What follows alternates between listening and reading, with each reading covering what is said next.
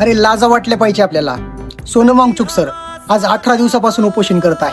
कशासाठी? स्वतःसाठी नाही, आपल्या देशातल्या युवांसाठी. नीट पेपरमुळे ज्या स्टुडंटने आत्महत्या केली त्यांना न्याय भेटण्यासाठी आणि एज्युकेशन मिनिस्टर धर्मेंद्र प्रधान यांनी राजीनामा द्यावा याच्यासाठी. पण आपल्या देशातला युवा काय करतोय? दिवसभर व्हॉट्सअप, फेसबुक, इंस्टाग्राम, ट्विटर याच्यातच व्यस्त आहे. अरे काय गरज नाही त्याला आपल्यासाठी उपोषण करायची, कारण आपण त्या लायकीचेच नाही आहोत. सगळं आहे त्याच्याकडे, गाडी, बंगला, पैसा, त्याची लाईफ तो आरामात जगू शकतो. पण आपल्या देशात काहीतरी बदल व्हावा म्हणून आज 18 दिवसापासून उपोषण करतोय आणि आज मरणाच्या दारापर्यंत आला आहे. पण आपल्याला काय फरक पडतो? आपण दिवसभर खातोय, पितोय, एन्जॉय करतोय, पण तो एकटा दिल्ली जंतर मंतरवरती आपल्यासाठी लढतोय, आपल्या भविष्यासाठी लढतोय. अरे हीच लायकी आहे आपली की आपण काही करू शकत नाही.